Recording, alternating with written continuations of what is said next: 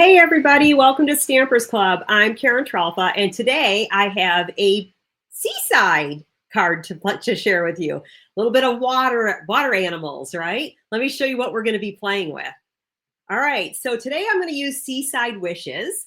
I love the sand dollars. I can actually collect those on occasion in Florida when I'm down there. We have a small boat that we can get into some of the shallow water with. So I have a quite little collection of these guys.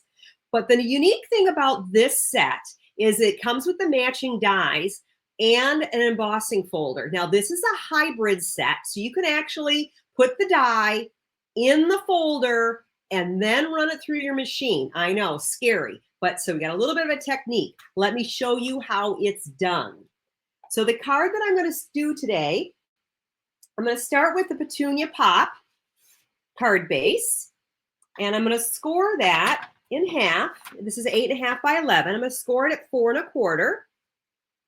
Okay. I'm going to give that a nice little fold with my, crisp that up with my bone folder, right? A nice edge there. Then I have some basic white and some Petunia Pop Designer Series paper. Now this comes in a pack 6 by 6, and you get all 5 of the new in colors in there and multiple patterns. Let's see, do I want to use, I think I'm going to use the little bubbles. Looks a little more watery, right? A little bloop, bloop, bloop, bloop, bloop. I know, silly. Oh no, that's just particles. Geez, I wonder where those came from. So this is an 1/8 inch border around here, so it is a little bit on the smaller side. Of course, I'm putting it on crooked while I'm at it. Yes, that stigmatism. I'm telling you, when it wants to act up, it seems like it does, which is like kind of all the time. It's kind of the way I see, right? Put that right in the middle there. So you got a little bit of tone on tone here with that little bit of a white border around it, kind of brightens that up a little bit. Now, with this card, we're going to be making those sand dollars. Now, let me put this in here so you can see what I'm talking about. So you have this embossing, and you want to get them, you want to stamp first, and you want to get them in the right spot. But the problem with this one is these aren't connected. It is individual sand dollars. So it's like, well, where do you put them? You want them here, but how do you make sure that you get them in the right spot so that they line up? Well, here's the trick. I'm going to use I made a template. So this is how it cuts and embosses right here like this, right? So in order to line up my stamps, I made that template, and it's going to be stamped down on there. So I'm going to actually put my stamp where it belongs in the negative, right? So it kind of goes like one goes right there, and then this one goes right here, right? Because that's how I'm going to stamp down onto this. And then I'm going to get my block and put that on there, and then carefully lift this up off of the glass mat. Oh, geez. Of course, I knew that was going to happen. I think I need to flip my block over. There we go. Now let's get it unstuck. It's not unsticking, guys. Oh, geez. Here, I know what I need to do. I need to put it on a piece of paper so that my clear stamp doesn't stick to the table. They're sticking to the table more than they're sticking to the block. There we go. Now I think we have it, right? Perfect. So what's going to happen here is that's in your template exactly where you wanted it, right? And need some basic beige ink. And I'm putting this on a piece of basic beige cardstock. Get that nice and inked up. This is a big stamp for my little hands. I don't have very big hands, so this really is a lot for me to handle. I guess I could have done it like this, where I laid the cardstock on it. I do that a lot of times too, right? That happens. And then you get this funky looking blotch. It kind of looks a little goofy, quite honestly. I'm not sure that I would actually stamp that just like that and not emboss it. But this is where the magic comes in. So when you get the embossing folder, the side that's got the label on it is the side that you're going to want to put your die in. And you're going to want to slide your die around until it almost like locks into place. Okay. And this one, because it's a little tricky, you want to get your card, you want to keep that in there and then slide your cardstock into place so that you can line up that picture, those elements. So you want that right in there. Then we're gonna need the big machine this time. Okay, let me go this way. I'm gonna need the big machine this way. And I'm gonna put this, just the base plate, no shims or anything. Put that on there, and then you're gonna need the impression plate, number 4. And crank that through. Now I know that die is in that folder and it's supposed to cut things, right? Well, the thing is you put it sharp edges up, like like that's the only way that it fits in here is to have the sharp edges actually pointed up, but you put the paper over the top of the sharp edges. So when you actually cut this, there are no cuts in the embossing folder, right? There's no cuts in there. So you can still use this embossing folder as a background image without actually cutting the stuff. And I, of course, didn't line that up right, but you get the gist. This I don't need that one anyway. That's extra. And then these are the 2 that got stamped, right? So that's how you use the hybrid embossing folder.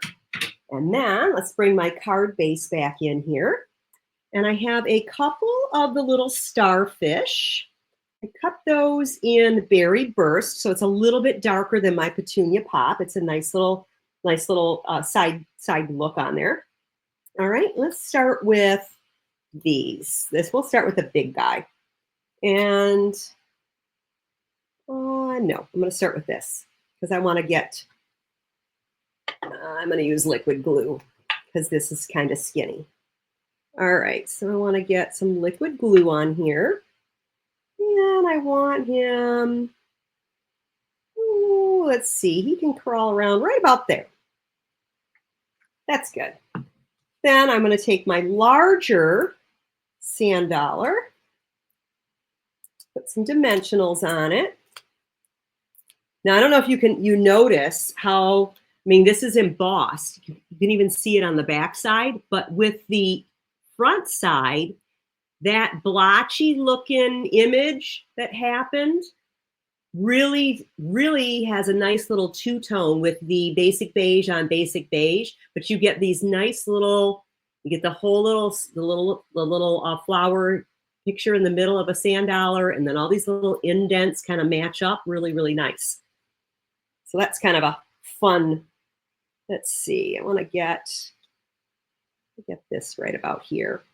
And we're going to put that, that looks good right there. Then one of the other die elements cuts out some kind of like the sea sponge. Yeah. But it's still in that same circular shape, like it's actually the same shape as the sand dollars, but it's more of like a sea sponge. And again, I'm going to use liquid glue on this also. And I think I want to have that up. So I'm going to put some glue on the bottom edge here. So I'm going to just glue it down right about there. Could have used a dimensional, but I want it to be a little bit not 100% glued down. And then my smaller one, I'm going to put also on dimensionals. Girl's best friend. Been telling you this. They definitely are. In the comments, let me know what is the most dimensionals you've ever used, or pop dots. You can call them pop dots too. What is the most you've ever used on a card? How many? I'd love to hear that story. Put this, you know what, I'm going to double stack these because I want this a little bit popped up a little higher off of the over the top of the other one because I'm going to overlay them. Okay, so I want this popped up a little bit more. Let's do right about, let's do it like this, right about here. Like that. I don't want my flowers identical. Just going to pop that up a little bit higher. So got a little peek away here. And let me get a little mini dimensional, maybe.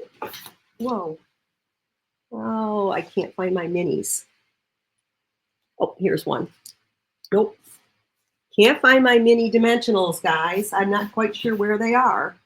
Let's see if I can find another package of them in my drawer. Here we go. Got another package. The one that I've obviously already started here. All right. So we get one little mini dimensional so I can put it right in the middle of this little, okay, I forgot what these things are called. Starfish.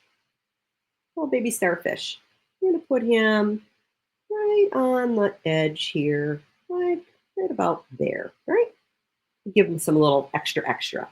And then a piece of ribbon, you know me and ribbon. It's just a short piece of ribbon. I'm going to do my bunny ears, 2 loops, right? Got 2 loops, and we're going to tie the loops together. I got like fat fingers today or something. And bring those 2 loops together, hold it in the middle, pull the tail, hold the tails, pull that tight. That looks about right. You can always play with this and go back and forth if you want it your loops to be a little smaller, or if they're not even, then do the same thing, kind of work it back and forth. Then I'm going to use a glue dot for this. And I always put my ribbon to the glue dot rather than picking up the glue dot. Otherwise, it just ends up all over my fingers. I'm going to get just a little bit of ribbon right here along the edge.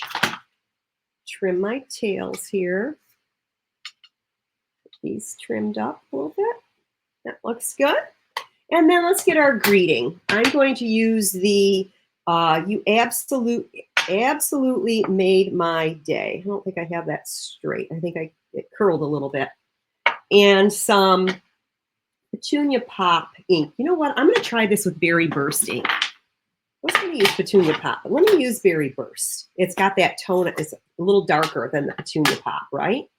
And a strip of Petunia Pop cardstock. Get that nice and inked up. And put that right here.